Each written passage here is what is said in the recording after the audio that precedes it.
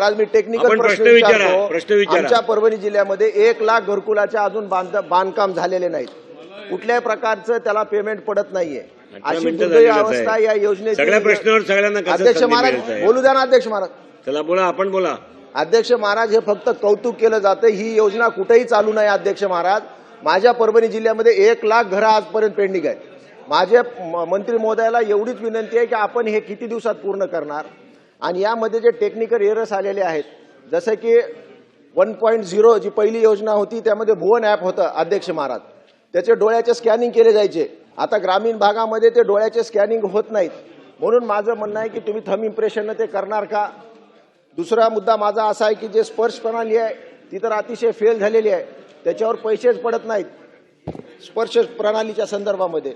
आणि 2.0 जी योजना सुरू केलेली आहे त्याच्यामध्ये पंतप्रधान आवास योजना ॲप हे जे सुरू केलेलं आहे त्याच्यामध्ये अध्यक्ष महाराज आज तर तुम्ही घराला व्हिजिट करायला गेले, ऐका ना प्रश्नच विचारतोय, तर ते आज जर स्थळ पाहणी केली त्याची लॉन्डिट्यूड परत मॅच होत नाही अध्यक्ष महाराज, तर ते आपण करणार का। आणि दुसरा महत्वाचा मुद्दा आहे, शहरी भागामध्ये नोटराइज डॉक्युमेंट जे असतं ते नोटराइज डॉक्युमेंट आपण मालकी हक्क म्हणून ग्राह्य धरणार का।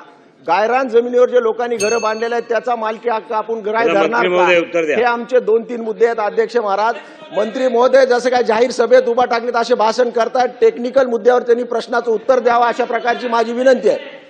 चला प्रश्न अध्यक्ष महाराज, एका महत्वाच्या विषयावर चर्चा सुरू आहे। साधारणतः ग्रामीण भागात असणाऱ्या विधानसभा सदस्यांना पंतप्रधान आवास योजना असेल की राज्याची घर देण्याची कोणतीही योजना असेल, अध्यक्ष महाराज लोक येऊन मोठ्या प्रमाणावर भेटतात। एखाद्या गावात गेल्यानंतर गावामध्ये 10-20-25 लोक आम्हाला भेटतात की आवास योजनेचे पैसे दिले जात नाही। अध्यक्ष महाराज या संदर्भातही राज्याच्या इतर ज्या योजना आहेत त्यामध्येही निधी दिला जात नाही। अध्यक्ष महाराज माझी मंत्री महोदयांना स्पेसिफिक एक तर याच्यावर श्वेतपत्रिका काढण्याची आवश्यकता आहे की 120 दिवसात, अध्यक्ष महाराज नियम असा आहे की 120 दिवसात घर बांधलं पाहिजे। नियम असा आहे की 5 ब्रॉस आपण इथून त्याला रेती मोफत देण्याचा GR काढतो। कधी काळी अध्यक्ष महाराज दाऊद इब्राहिम, करीम लाला सारखे आपण अंडरवर्ल्डचे लोक असायचे, आता अध्यक्ष महाराज मंत्रालय वर्ल्ड नावाचं एक वर्ल्ड तयार झालं आणि त्यामध्ये GR निघाल्यावर याची योजना होत नाही।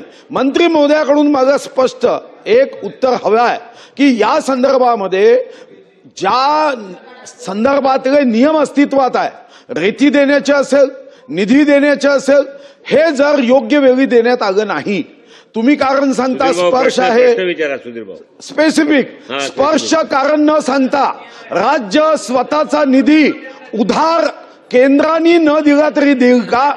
नंबर 2 श्वेतपत्रिका काढाल का। नंबर 3 कामचुकार अधिकाऱ्यावर कारवाई कराल का। सभागृहाचे सन्माननीय सदस्य सुधीर, एक मिनिट बसा मंत्री महोदय। या सभागृहामध्ये त्याला संधी मिळाली ना निलेशजी, आपल्याला अध्यक्ष महोदय आपल्याला संधी मिळाली ना। सभागृहानं या संदर्भात चर्चेची मागणी करावी। ग्रामविकास खातं चर्चा करायला तयार आहे। सदस्यांनी चर्चेची मागणी अयोग्य आयुधाप्रमाणे करावी। आपण चर्चा सभागृहामध्ये करायला ग्रामविकास खातं तयार आहे, कुठली अडचण नाही। आपण मागणी करा, चर्चा करू आपण। अध्यक्ष महोदय या ठिकाणी अध्यक्ष महोदय सन्माननीय ज्येष्ठ सदस्य सुधीर भाऊंनी आता या संदर्भात भूमिका मांडली। भाऊ ज्येष्ठ सदस्य आहेत आणि ज्येष्ठ सदस्यांनी मांडलेल्या ज्या सूचना आहेत किंवा जे मुद्दे मांडलेले आहेत त्या संदर्भात मी खूप जबाबदारीनं या ठिकाणी सुधीर भाऊ आपणाशी बोलेन। पाठीमागच्या वर्षी आपल्याला 29 लाख घराचं उद्दिष्ट मिळालं। 28 मंत्री महोदय त्यांचे स्पेसिफिक 3 प्रश्न स्पेसिफिकच बोलतो साहेब, पण त्याचा बाकी ही रिपीटेशन करू नका। अजिबात रिपीट करत नाही, मी स्पेसिफिक सांगतोय। त्यांनी निधीच्या संदर्भात भूमिका मांडलेली आहे अध्यक्ष महोदय, आणि त्या संदर्भातच मी सांगतोय 28 लाख घरांना लाभार्थी निश्चित झाले, 27 लाख घरांची मंजुरी मिळाली।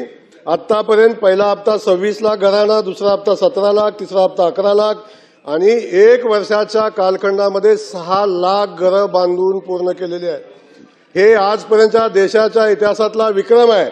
एका राज्यानं एका वर्षामध्ये 6 लाख घरं बांधणं हे आज देशातला विक्रम आहे अध्यक्ष महोदय. आणि आज आम्ही उद्दिष्ट ठेवलेलं आहे येणाऱ्या 1 वर्षामध्ये 15 लाख घरं बांधून देण्याचा पूर्ण करण्याचं उद्दिष्ट आम्ही ठेवलेलं आहे. आणि अध्यक्ष महोदय यामध्ये मी आपल्याला सांगेन की 2025-26ला 5,290 कोटी रुपयाचा निधी प्राप्त झाला. 26-27ला 13,947 कोटीचा निधी प्राप्त झाला. आणि आता हे रिपिटेशन होत आहे. 13 कोटी श्वेतपत्रिका करा निधी नाही म्हणून सभागृह अध्यक्ष महोदय सांगते.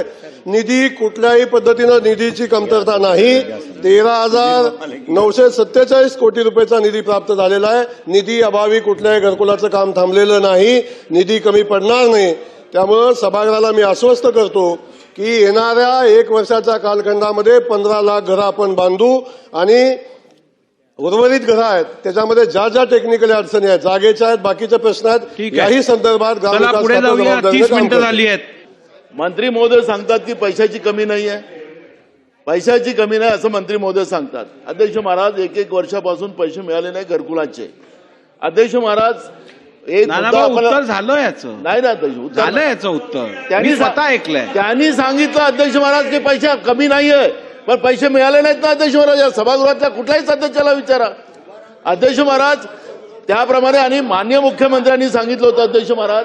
माननीय मुख्यमंत्र्यांनी मोदयांनी सांगितलं होतं की जसं शहरी भागामध्ये आम्ही 2.5 लाख रुपये देतो त्याप्रमाणे ग्रामीण भागामध्ये सुद्धा पैसे वाढवून देऊ अशा पद्धतीची भूमिका मांडली होती अध्यक्ष महाराज. 1,40,000 रुपयामध्ये घरकुलं होतच नाही अध्यक्ष महाराज. आणि म्हणून मी माननीय मंत्री महोदयांना म्हणतो की हा काही प्रतिष्ठेचा प्रश्न नाही आहे किंवा राजकारणाचा नाही आहे, गरिबाच्या घराचा प्रश्न आहे.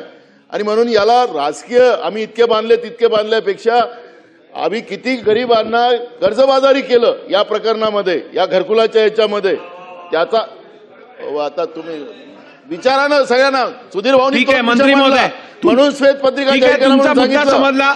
मंत्री महोदय या संदर्भात आपण उत्तर दिलेले आहे तरी मी आपल्या बोला.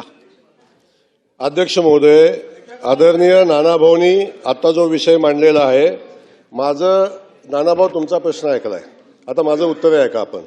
मी नानाभाऊ आता तेच सांगतोय, पैसे नसताना 27 लाख घरांना पहिला हप्ता कसा आला, दुसरा हप्ता 30 लाख, दुसरा हप्ता 24 लाख घरांना कसा गेला, तिसरा हप्ता 13 लाख घरांना कसा पोचला, पैसे नसताना 6 लाख घरं कशी पूर्ण झाली.